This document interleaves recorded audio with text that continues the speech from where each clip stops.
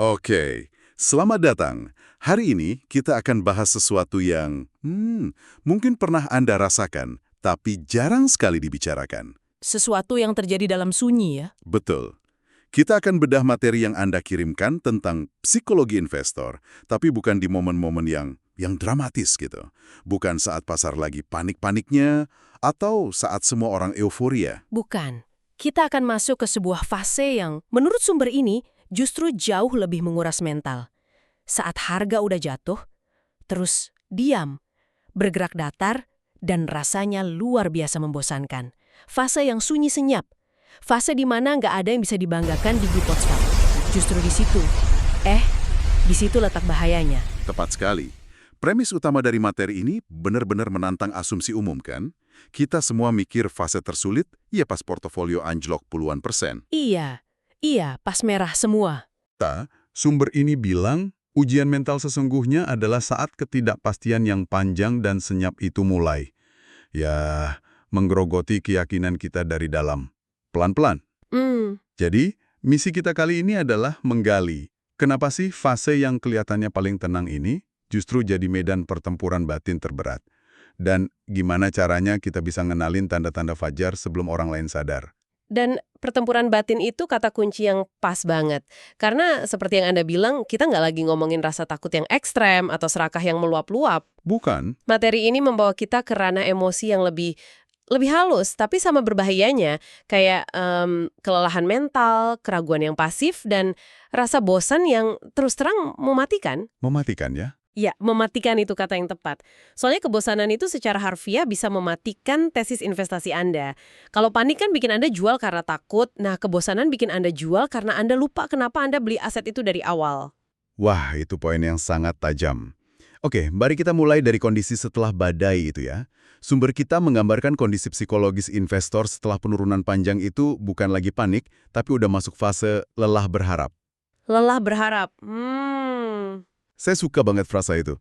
Rasanya kayak udah kelamaan natap layar, tapi yang didapat cuma hening, gitu. Analoginya mungkin gini deh.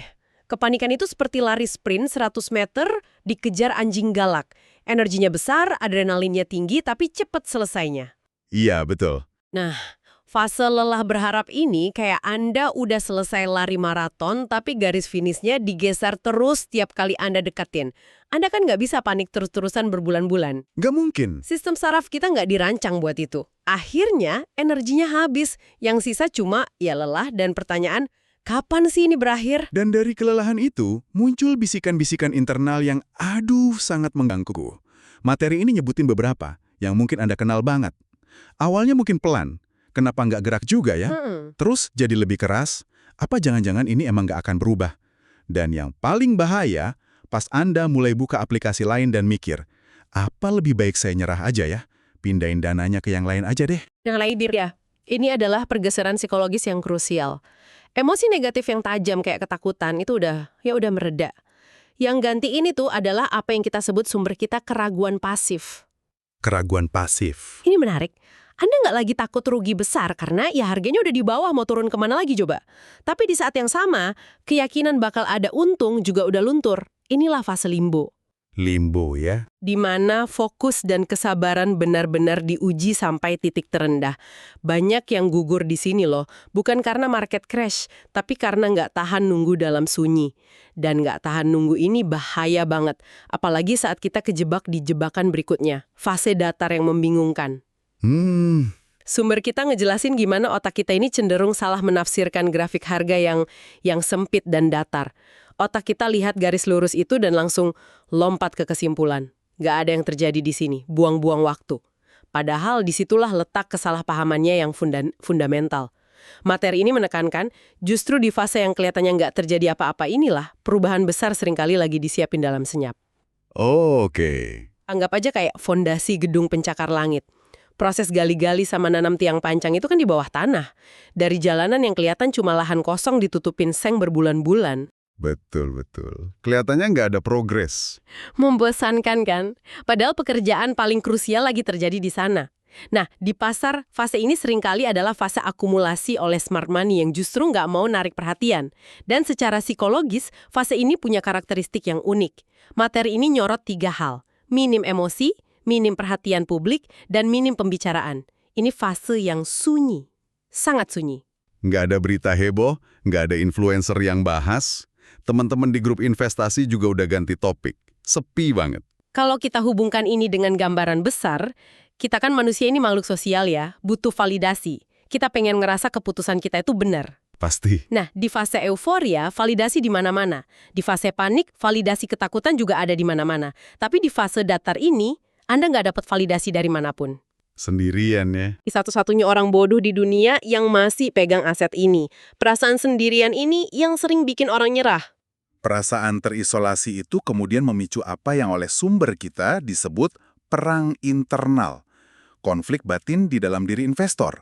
Dan ini kuat banget. Kayak ada dua suara di kepala kita kan? Selalu. Dan entah kenapa, yang satu suaranya selalu lebih kenceng. Yang satu pakai toa, yang satu lagi cuma bisik-bisik. Nah, suara yang bisik-bisik ini adalah suara logika. Suara yang dingin, analitis. Mungkin ini suara yang bikin Anda beli aset itu di awal. Dia bilang, harga udah murah, secara valuasi ini di bawah nilai wajarnya. Rasionalnya, ini saat yang tepat buat bertahan. Itu suara investor pintar yang kita semua pengen jadikan, suara yang kita tampilin kalau ditanya orang. Tapi masalahnya, yaitu suaranya pelan. Sementara itu ada suara kedua. Tentu saja, suara kedua ini suara perasaan. Dan dia nggak bisik-bisik, dia teriak. Dia bilang, iya, murah, tapi kenapa nggak gerak-gerak? Udah berbulan-bulan begini terus. Betul. Ini kayak nunggu bus di halte yang rutenya udah nggak aktif lagi. Dan suara ini makin kenceng karena diperkuat oleh perbandingan sosial. Anda mulai lirik kanan-kiri. Lihat portofolio teman yang lagi ijo di sektor lain. Oh iya. Portofolio Anda yang lambat ini rasanya makin menyedihkan. Dan ini ngangkat pertanyaan penting. Keputusan buruk itu lebih sering lahir dari mana sih? Dari takut rugi atau dari emosi lain? Nah, sumber ini ngasih jawaban yang cukup mengejutkan. Ternyata, keputusan jual di dasar pasar yang datar ini lebih sering lahir bukan dari takut rugi lagi, tapi dari takut nunggu kelamaan. Takut nunggu. Iya, ketakutan ketinggalan kereta berikutnya, FOMO di tempat lain, itu jadi lebih kuat daripada keyakinan pada analisis awal Anda sendiri. Analogi bis tadi pas banget. Anda bukan cuma nunggu bis yang nggak datang-datang, tapi dari seberang jalan Anda lihat puluhan bus lain lewat terus, penumpangnya lambai-lambai. Wah. Itu yang bikin Anda nekat nyebrang jalan tanpa lihat-lihat lagi. Nah, disinilah bagian yang sangat menarik. Setelah ngelewatin semua kelelahan, isolasi, konflik batin itu, gimana kita tahu kalau penantian ini mungkin akan berakhir? Sumber kita ngasih petunjuk yang sangat halus, subtil ya. Dan ini penting, tanda pertamanya itu bukan lonjakan harga yang dramatis, tapi perubahan suasana. Ini poin krusial banget. Banyak investor retail nungguin sinyal yang jelas dan meledak-ledak, kayak volume naik 200% atau harga naik 10% sehari. Nunggu bel besar bunyi ya? Betul. Padahal, menurut materi ini sinyalnya jauh lebih halus dari itu. Perubahannya datang bukan kayak ledakan, tapi lebih kayak kabut pagi yang pelan-pelan menipis. Betul. Dan sumber ini ngejabarin beberapa tanda perubahan suasana itu. Pertama, pergerakan kecil yang mulai konsisten. Mungkin harganya cuma naik 0,5% tiap hari, tapi penurunannya nggak lagi nembus level terendah sebelumnya. Mulai ada lantainya gitu ya, dasarnya. Ada semacam lantai kokoh yang mulai terbentuk. Kedua, dan ini lebih personal. Level kecemasan dalam diri Anda sendiri itu menurun. Anda nggak lagi ngerasa perlu ngecek harga tiap 5 menit. Ada ketenangan yang aneh. Ketiga, yang menarik, muncul lagi rasa ingin merhatiin aset itu. Bukan karena panik, tapi karena rasa penasaran yang sehat. Anda mulai mikir, ada yang beda nih. Secara psikologis, ini masuk akal banget. Coba kita urutkan emosinya ya.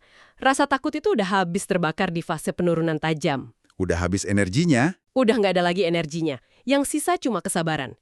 Jadi pas perubahan positif yang kecil dan halus ini mulai datang, investor yang masih bertahan ini nggak responsnya euforia. Oh iya juga ya. Mereka udah trauma sama harapan palsu. Respon mereka justru lebih tenang, waspada, nggak buru-buru. Mereka udah ngelewatin neraka kebosanan.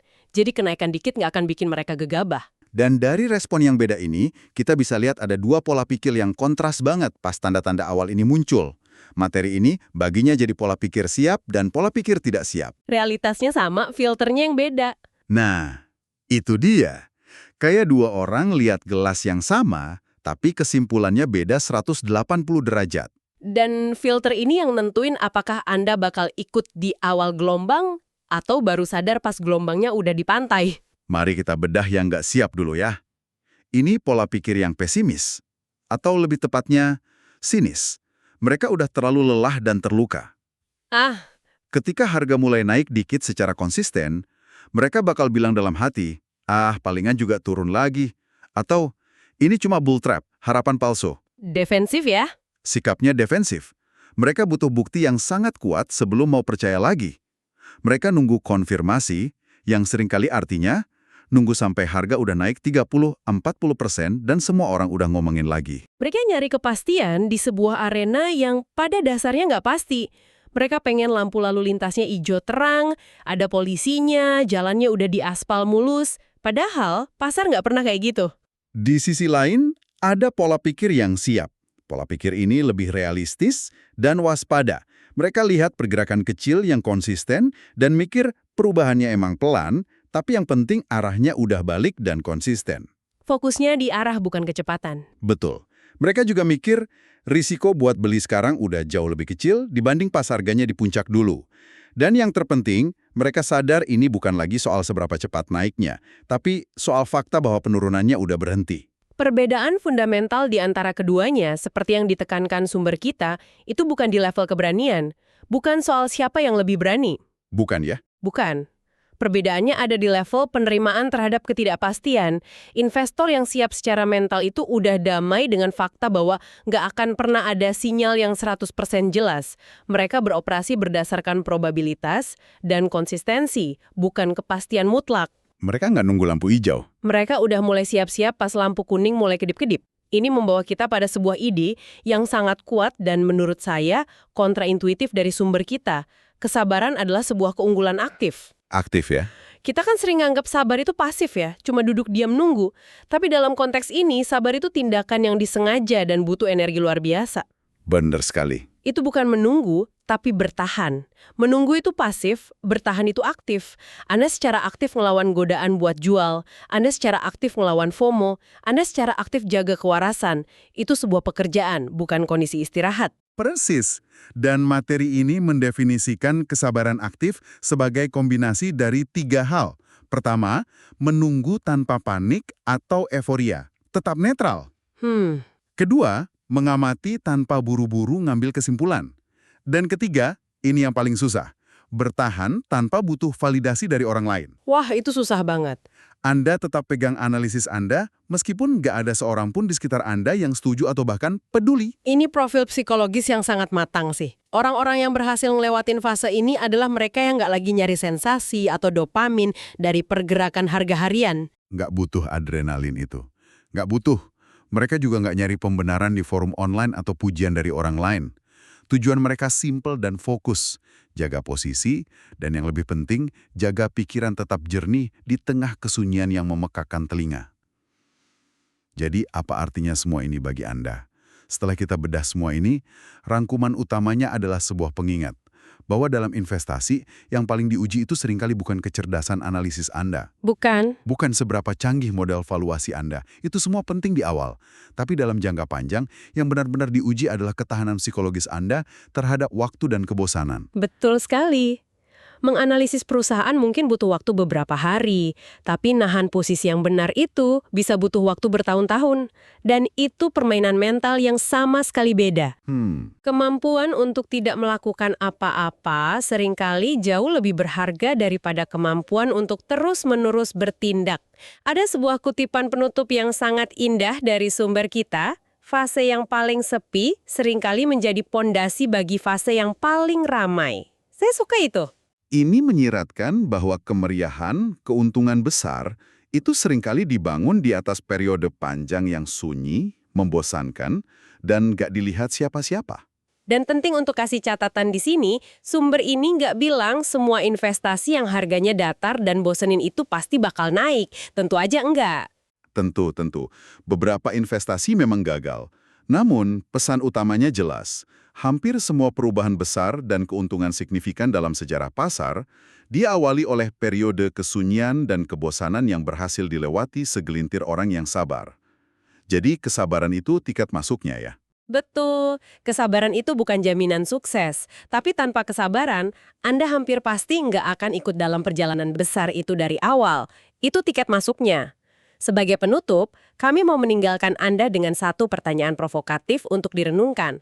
Setelah memahami semua ini, coba tanyakan pada diri Anda.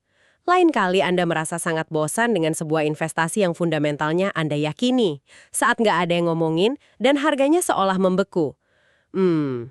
Apakah itu sinyal untuk menyerah dan mencari sensasi baru di tempat lain? Atau justru itu pertanda bahwa Anda sedang berdiri diam di atas pondasi dari sesuatu yang besar, tepat di saat-saat terakhir sebelum para pekerja konstruksi mulai berdatangan?